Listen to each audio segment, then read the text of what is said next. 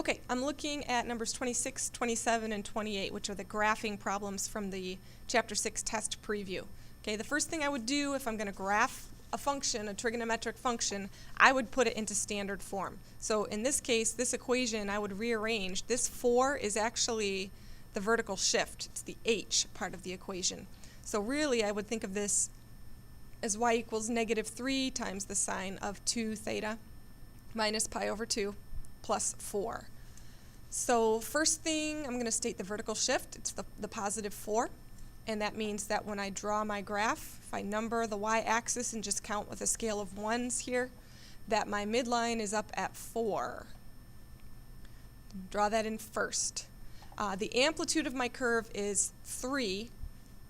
So I'm going to go ahead and put in dashed lines, 3 units above and 3 units below my midline.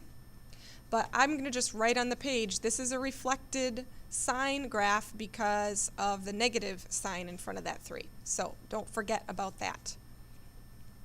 The period of this function is equal to 2 pi over k. So 2 pi over 2 means that the period is pi.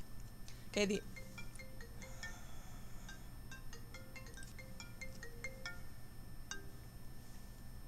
Hello. How's it going? Oh, okay, I'm looking at numbers 26, 27, and 28 on the test preview. And looking at number 26, the first thing I would do if I'm going to graph a trigonometric function is I would get the equation put into standard form so that I can easily see what's a, k, c, and h. And the thing about the way this equation is given is that the vertical shift, the h part of the equation, is listed in front. And really, we're more familiar with it being tacked on at the end. So if I'm rewriting this, I'm going to write it as -3 times the sine of 2 theta minus pi over 2 plus 4. So I can see the vertical shift for my function needs to be 4. And if I'm sketching this as I go, I'll put a scale on the y-axis so that I can put the midline at 4. So this gray line here represents the new midline for this sine curve. Okay, next I see in the equation that the amplitude is going to be 3. Because of this negative sign, I need to make sure that I've reflected my sine curve, but the amplitude being 3 means that it might be helpful to sketch in these dashed lines, 3 units above the midline, and then 3 units below the midline. And then the next thing would be to find the period of the function. Take 2 pi over k, or 2 pi over 2 in this case, and we can see the period needs to be pi. So since we're graphing a sine curve, it says in the instructions to graph sinusoidal functions for 2 periods, which means if the period is pi, I'm going to put pi at the halfway mark and 2 pi out at the end and label a couple of units between there. So that lines up my period. And if I just at this point take a pause and sketch in a negative sine curve with a period of pi, it would start on the midline, and instead of going up and then down, it's going to go down and then up.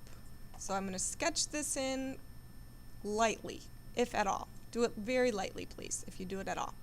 But there it is, and so the final step then is to figure that there is a phase shift. The phase shift equals the opposite of c divided by k. That means, in this case, the opposite of negative pi over 2 divided by 2, c and k. The opposite of a negative is positive, and to divide by 2, I can multiply by its reciprocal, 1/2. And so my phase shift is pi over 4.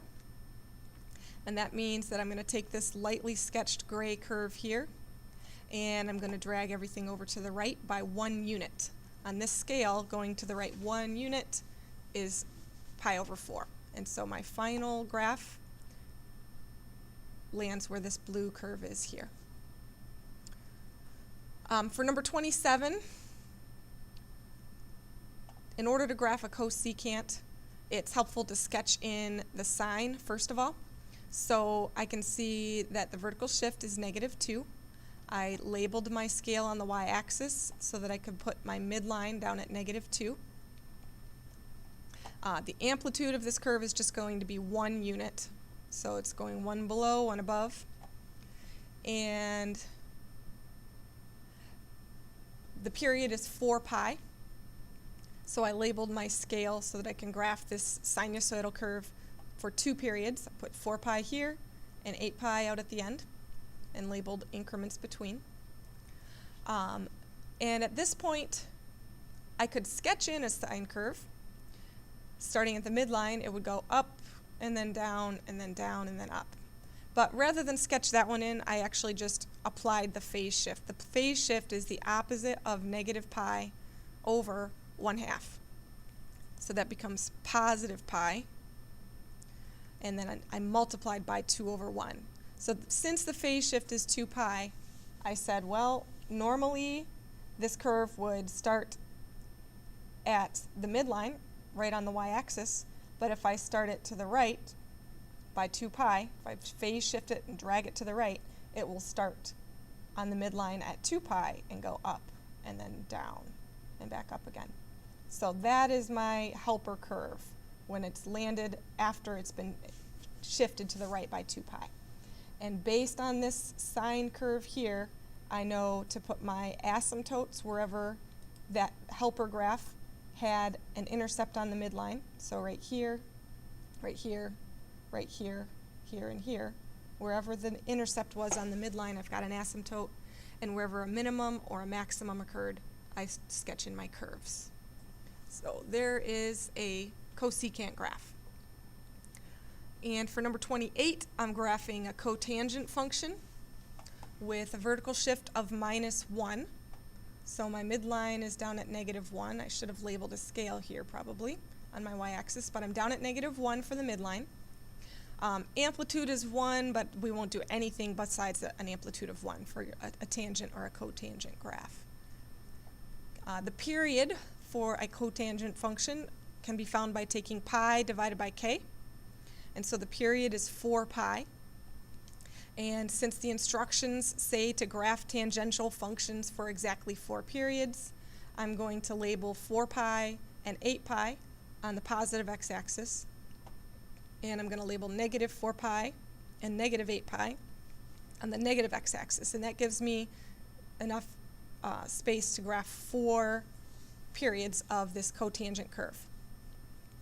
Now, normally, the cotangent would have an asymptote on the y-axis and then another asymptote at pi because its normal period is 1 pi.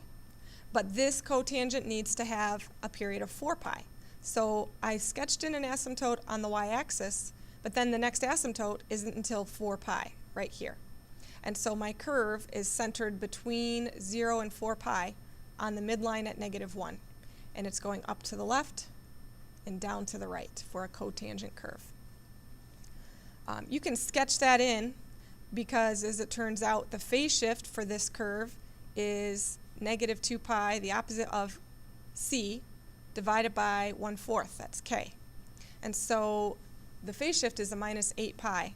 And you can see that if you drag this thing to the left by 8 pi, it would just land on top of itself. And so that's all we need to know for this graph. We're done right there.